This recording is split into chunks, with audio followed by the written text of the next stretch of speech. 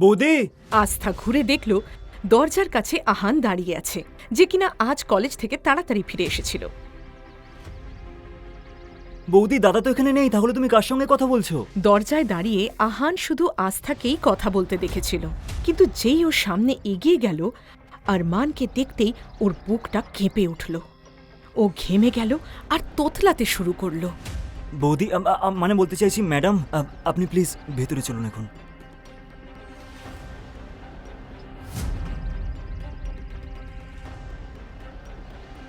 দাদা, এইভাবে আমাকে ঠকানো হলো? আহান আমাকে এইভাবে মিথ্যে বলার কারণ কি ছিল? আরমানের দাদুর কথাটা মনে পড়ল, কিন্তু তাকে এখনো বলা হয়নি যে তার বিয়ে প্রিয়াঙ্কার সাথে নয়, বরং আস্থার সাথে হয়ে গেছে। কিন্তু আহান ভুল করে সত্যিটা ফাঁস করে ফেলেছিল।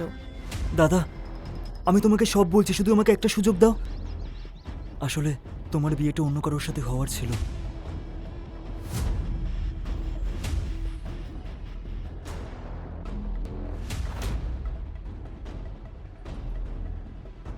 আহান যখন আরমানকে পুরো বিয়ের সত্যিটা বলল, তখন রাগে আরমানের শরীর কাঁপতে শুরু করলো। এদিকে আস্থা যখন বুঝতে পারল যে যার সঙ্গে সে এতক্ষণ ঝগড়া করছিল সে আর কেউ নয় বরং আরমান, তখন ওর মুখের রং উড়ে গেল। কিন্তু তখন অনেক দেরি হয়ে গেছে। আরমান নিজের পকেটে হাত ঢুকিয়ে সঙ্গে সঙ্গে একটা বন্দুক বের করল। আরমান, এটা কি করছেন? আমাকে যারা মিথ্যে বলে আর যারা ঠকায় তাদেরকে আমি ঘেন্না করি, আর আমাকে ঠকানো হয়েছে। এই কথাটা বলেই আরমান সঙ্গে সঙ্গে বন্দুকের ট্রিগার টিপে দিল। ভয়ে আস্থা চিৎকার করে সেখানেই অজ্ঞান হয়ে পড়ে গেল।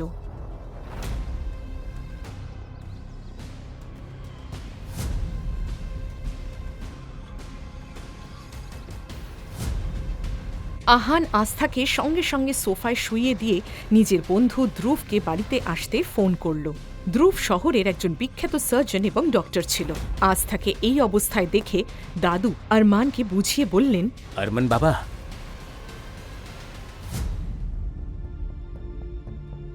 আমি মানছি বাবা, তোমার বিয়ে প্রিয়াঙ্কার সঙ্গে ঠিক হয়েছিল। প্রিয়াঙ্কা বিয়ের আগেই মণ্ডপ থেকে পালিয়েছিল। আমি ওরই কাজিন আস্থাকে এই পরিবারের সম্মান বাঁচানোর জন্য মণ্ডপে বসিয়ে দিয়েছিলাম। তুমি খুব বড় ভুল করেছো দাদু, এটা করা উচিত হয়নি তোমার। আর এই সব কথা বলে আরমান রাগে নিজের রুমে চলে গেল। এদিকে ধ্রুব এসে আস্থাকে পরীক্ষা করল এবং তাকে একটা ইনজেকশন দিয়ে বলল, ভয় পাওয়ার কোনো ব্যাপার নেই, আমি ওষুধ দিয়ে দিয়েছি, একটু পরেই বৌদির জ্ঞান ফিরবে। ধ্রুবের কথা শেষ হতে না হতেই আরমানের রুম থেকে আবারও গুলি শব্দ ভেসে এলো। সবাই ভীষণ ভয় পেয়ে গেল। সকলে মিলে দৌড়ে তার রুমের দিকে গেল। এদিকে দাদুর শরীরও ঘামে ভিজে গিয়েছিল। তার শরীরে এতটাও শক্তি ছিল না যে তিনি দৌড়ে আরমানের রুম পর্যন্ত পৌঁছে যাবেন। যেই মুহূর্তে আহান রুমে ঢুকল, ও দেখতে পেল আরমানের হাত থেকে রক্ত বেরিয়ে যাচ্ছে। আরমান দাদা, এটা তুমি কি করলে? ধ্রুব, দেখো। দাদু কোনো মতে কষ্ট করে ওই ঘরে পৌঁছেছিলেন। এরকম একটি দৃশ্য দেখে যেন তার নিঃশ্বাসই বন্ধ হয়ে গেল। ধ্রুব, দাদুকে দেখো। দাদু। আহান যখন দেখল দাদুর শ্বাস নিতে কষ্ট হচ্ছে, তখনই সে দ্রুত ধ্রুবকে গাড়ি বের করতে বলল। দাদু! এদিকে আরমান আর বাড়ির সবাই যখন দাদুকে নিয়ে নিচে নামছিল, সবার চোখ গিয়ে পড়ল আস্থার ওপর। কারণ আস্থা তখনও হলের সোফায় অজ্ঞান হয়ে পড়ে রয়েছিল। অবশেষে আরমানের চোখ পড়ল আস্থার ওপর। সে রাগ আর ঘৃণা ভরা চোখে তার দিকে তাকালো। দাদুর আজ এই অবস্থার কারণ শুধুমাত্র তুমি আস্থা, এর ফল তোমাকে অবশ্যই ভুগতে হবে। খুব শীঘ্রই সবাই শহরের সেই বিখ্যাত হাসপাতালে গিয়ে পৌঁছালো আর দাদুকে এমার্জেন্সি রুমে ভর্তি করা হলো। এদিকে বাড়িতে জ্ঞান ফিরতেই আস্থা লক্ষ্য করল বাড়িতে আর কেউ নেই। সেই নীরবতা যেন আস্থার কানে বিঁধতে লাগলো। ভারী মাথা নিয়ে ও পুরো বাড়িতে দাদুকে ডাকতে লাগলো। দাদু, দাদু, আহান, কেউ আছেন? ম্যাম। আপনি কে আর আমাকে এভাবে আটকাচ্ছেন কেন? ম্যাম, আমি দেব, আর এখন এই বাড়িতে কেউ নেই, আর আপনার বাইরে যাওয়ার কোনো পারমিশন নেই। কেউ নেই মানে? একটু আগেই তো সবাই এখানেই ছিলেন। দাদু কোথায়? দাদুর শরীরটা হঠাৎ করে খারাপ হয়ে গেছে, তাই জন্য সবাই ওনাকে নিয়ে হসপিটাল গেছেন। আমি এখনই ওনার কাছে যেতে চাই। ক্ষমা করে দেবেন ম্যাডাম, বস আরমান স্যারের পারমিশন ছাড়া আপনি বাইরে যেতে পারবেন না। আমার কারোর পারমিশনের প্রয়োজন নেই। আস্থার জেদের সামনে দেবকে হার মানতেই হলো। সে আস্থাকে গাড়িতে করে হাসপাতালে নিয়ে গেল। ওদিকে হাসপাতালের পরিবেশ খুব একটা ভালো ছিল না। ধ্রুব ওয়ার্ড থেকে বাইরে বেরিয়ে এলো। আরমান ব্রো, দাদুর অবস্থা খুব একটা ভালো নয়, আবার হার্ট অ্যাটাক হয়েছে। আর তুমি যদি একটু স্ট্রেস দাও তাহলে কিন্তু আমাদের দাদুকে হারাতে হবে। এই ধ্রুব, আমার দাদুর যেন কিচ্ছু না হয়, এই কথাটা ভালো করে মাথায় ঢুকিয়ে নে। সত্যিটা এটাই আরমান দাদা, সবসময় তোমার রাগ আর জেদের ফল দাদুকেই ভোগ করতে হয়। ছাড়ো দাদা, তুমি ছাড়ো। এখনো শুনবে না আমার কথা, তাই তো? আরমান ছাড়ো ওকে। আরমানের বন্ধুরা আকাশ আর সুমিত মাঝে এসে ধ্রুবকে বাঁচালো। আরমান সম্পূর্ণভাবে ভেঙে পড়েছিল। সে একা গিয়ে দেওয়ালের পাশে ঠেস দিয়ে দাঁড়ালো। নিজের চিন্তায় মগ্নই ছিল। আর ঠিক তখনই গ্যালারির অন্য প্রান্ত থেকে দৌড়ে আসতে গিয়ে আস্থা ধাক্কা খেল আরমানের সঙ্গে। সে ওপরে তাকিয়ে দেখল সামনে দাঁড়িয়ে আছে আগুনের মতো রাগে জ্বলতে থাকা আরমান সিংঘানিয়া। তুমি এখানে কি করছো? আমি দাদুর সঙ্গে আমার দাদুকে মৃত্যুর মুখে ঠেলে দিয়ে তোমার এত সাহস, এখানে মজা দেখতে এসছো? আস্থা থরথর করে কাঁপছিল। ও কোনোদিনই ভাবতে পারেনি যে ও যাকে বিয়ে করেছিল সেই মানুষটা এতটাও নিষ্ঠুর হতে পারে। আমাকে দাদুর সঙ্গে দেখা করতে দাও, প্লিজ সরে যাও। এই, তোমার এই মুখে দাদুর কথা একদম বলবে না। আর তোমার যদি মনে হয় তোমার এই সৌন্দর্য দিয়ে তুমি আমার পরিবারকে বশ করে নেবে, তাহলে তুমি কিন্তু ভুল ভাবছো। তোমার এই সৌন্দর্যের জাল তুমি অন্য কোথাও বিছিও, এর প্রভাব আমার উপর পড়বে না। আস্থা কিছু বলার চেষ্টা করেছিল, কিন্তু কথাগুলো ওর গলাতেই আটকে রইল। তখনই ঠিক পেছন থেকে দেবের গলা শোনা গেল। বস, দাদুর জ্ঞান ফিরেছে, উনি দেখা করতে চাইছেন। আরমান এক ঝটকায় আস্থার হাত সরিয়ে দিল আর তারপর ওয়ার্ডের ভেতরে দাদুর সঙ্গে দেখা করতে গেল। আরমান বিছানার কাছে পৌঁছতেই আরমান বাবা, আমি জানি তুমি এই বিয়েটা ঠিক করতে চাওনি, কিন্তু ও এখন আমাদের এই বাড়ির বউ। আমি চাই তুমি ওকে আপন করে নাও। দাদু, ওই মেয়েটা আমার জীবনের অংশ কোনোদিন হবে না। আরমান দাদা, তুমি এ কি বলছো? বৌদি বাইরেই আছে। এই কিসের বৌদি? বৌদি নয় ও তোর। আমার কথা ভালো করে শুনে নাও সবাই, ওর সাথে কেউ কোনো সম্পর্ক রাখবে না। ঠিক তখনই দাদুর চোখে এক অদ্ভুত আগুন আর রাগ দেখা দিল। আরমান বাবা, আস্থা বাইরে দাঁড়িয়ে আছে। দেখো, যদি তুমি আমার বৌমাকে ভেতরে না নিয়ে আসো না, তাহলে আমার চিতাতে আগুন দেওয়ার অধিকারও আমি তোমার থেকে ছিনিয়ে নেব। এই কথাটা শুনে সবাই ঘরের মধ্যে নিস্তব্ধ হয়ে রইল। রাগে আরমানের মুখ লাল হয়ে উঠল। ওকে নিয়ে এসো। আরমান দাদা, মাথা ঠান্ডা করো। দাদু আস্থা বৌদিকে ভরসা করে ফেলেছে। যদি তুমি ওদের আলাদা করো, এই চিন্তায় দাদুর প্রাণও যেতে পারে। সত্যি বলো তো, কোনটা বড়, তোমার রাগ না দাদুর প্রাণ? কম করে একবার প্লিজ মানুষ হওয়ার নাটক করো। যদি এই মেয়েটা দাদুকে ভালো রাখতে পারে, তাহলে ওর ব্যবহার আমি আমার মতো করে করব।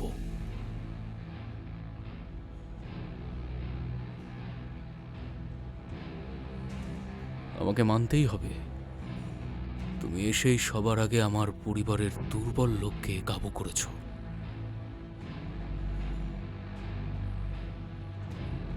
যতদিন দাদু এই হসপিটালে আছে, তোমাকে আমার স্ত্রী হওয়ার নাটক করতে হবে।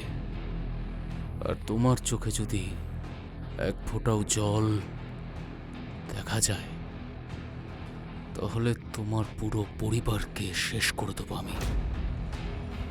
চোখের জলটা মুছে নাও আর ভেতরে চলো। আস্থা নিজের চোখের জল মুছে একটা বাধ্য শিশুর মতো আরমানের ঠিক পেছন পেছন ঘরে ঢুকে পড়ল। দাদু হেসে আস্থার হাত ধরলেন। আরমান ঘরের এক কোণে দাঁড়িয়ে দাদু আর আস্থাকে দেখছিল। ও কি এমন জাদু করলো যার জন্য কয়েক মুহূর্তের মধ্যেই সবাই ওর গোলাম হয়ে গেল? ওকে আমি পরে দেখে নিচ্ছি। বৌদি, এখন আপনার শরীর কেমন আছে? আরে আকাশ, তোর কি সত্যিই আমার চিকিৎসা নিয়ে কোনো সন্দেহ আছে? আরে একদমই না, বৌদি একদম ফিট আছে। আকাশ দাদা, ধ্রুব দাদা একদম ঠিক বলছেন। ভালো আছি আমি। ধ্রুব দাদা, আপনার কাছে আমার একটাই রিকোয়েস্ট, দাদু যেন তাড়াতাড়ি সুস্থ হয়ে বাড়ি ফিরে আসেন। বৌদি একদম চিন্তা করবেন না, রিপোর্ট আসতে 2-3 ঘন্টাই বাকি আছে। ততক্ষণ আপনি আরমান দাদার সঙ্গে বাড়িতে গিয়ে রেস্ট করুন। এটা শুনতেই আস্থার মুখ কেমন যেন ফ্যাকাশে হয়ে গেল। ওর ঠোঁট কাঁপছিল, কিন্তু কোনো শব্দ যেন মুখ দিয়ে বেরোল না। আস্থা, ধ্রুব ঠিক বলেছে। যদি তুমি অসুস্থ হয়ে যাও তাহলে দাদুর খেয়াল কে রাখবে? চলো বাড়ি যাই। যাও।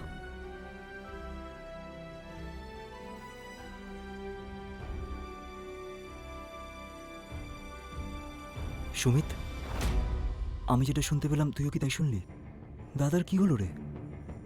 মনে হচ্ছে প্রদীপ ম্যাজিক জানে।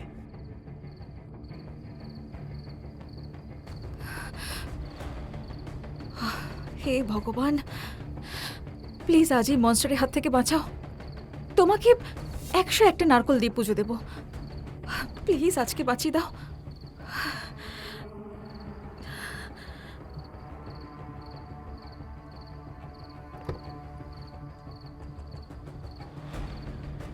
গাড়ি ম্যানশনে পৌঁছতেই আরমান পেছনে না তাকিয়ে ভেতরে চলে গেল। ওদিকে দেব গাড়ির দরজা খুলে দিল আস্থার জন্য।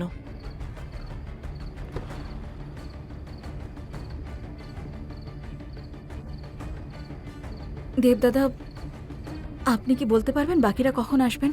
চিন্তা করবেন না, ওরা 3 ঘন্টার মধ্যে চলে আসবে। আপনার যদি কিছু দরকার হয় আমি এখানেই আছি, বলে দেবেন। দেব বুঝতে পেরেছিল যে আরমানের সঙ্গে একা থাকতে আস্থা প্রচণ্ড ভয় পাচ্ছিল। ও ভারী মন নিয়ে ম্যানশনের ভেতরে পা রাখতেই একজন পরিচারক তার কাছে এগিয়ে এসে বলল, ম্যাম, আপনাকে স্যার রুমে ডেকেছেন। আস্থার গলা শুকিয়ে গেল সেটা শুনে। ও নিজেকে প্রস্তুত করতে শুরু করলো ওই ঘরে ঢোকার জন্য, যেখানে ঠিক 1 দিন আগে ওর ওপর গুলি চালানো হয়েছিল। ওর নিজের দিদার কথা মনে পড়ল, আর তারপর আরমানের ঘরের দরজায় ও নক করলো। দরজাটা নিজে নিজেই খুলে গেল। ও ভাবছিল ঘরের ভেতরে ঢুকবে কি ঢুকবে না, কিন্তু ইতিমধ্যে একটা ভারী গলা প্রতিধ্বনিত হলো। সারা রাত কি তুমি ওখানে দাঁড়িয়ে থাকবে, নাকি আমাকে আনতে হবে? ভেতরে এসো। আস্থা ভেতরে ঢুকল। ঘরটা মৃদু আলোয় ভরা ছিল। সোফায় বসে থাকা আরমানের চোখ যেন শিকারীর মতো চকচক করছিল। আজ থেকে এই বাড়িতে তোমার কাজ হলো দাদুর খেয়াল রাখা। এই বাড়িতে তুমি শুধুমাত্র একজন কেয়ারটেকার আর একজন চাকরের মতো থাকবে, এর থেকে বেশি কিচ্ছু নয়। আর মনে রেখো, এই কথাটা আমার দাদু বা আমার বন্ধুরা কেউ যেন জানতে না পারে।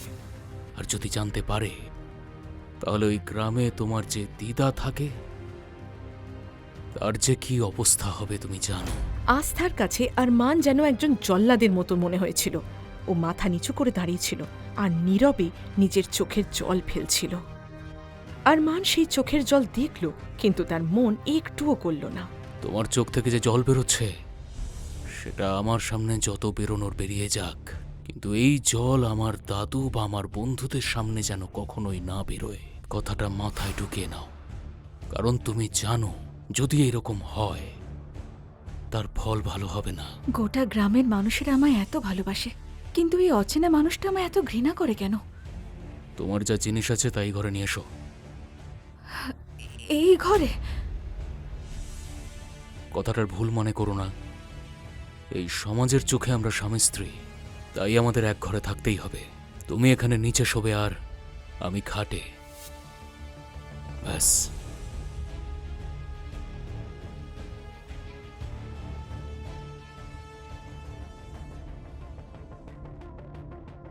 আস্থা দৌড়ে গিয়ে সেই ঘরে পৌঁছল যেখানে দাদু ওকে থাকতে বলেছিলেন, আর তারপর ফুঁপিয়ে ফুঁপিয়ে কেঁদে উঠল। কিন্তু তারপরে আরমানের হুমকি ওর মনে পড়ে যায়। তাহলে ওই গ্রামে তোমার যে দিদা থাকে তার যে কি অবস্থা হবে তুমি জানো। ও নিজেকে অনেক কষ্টে সামলালো। না আস্থা, এভাবে কাঁদলে হবে না। মনে সাহস আনতে হবে। দিদার দাদুকে সুস্থ রাখতে হলে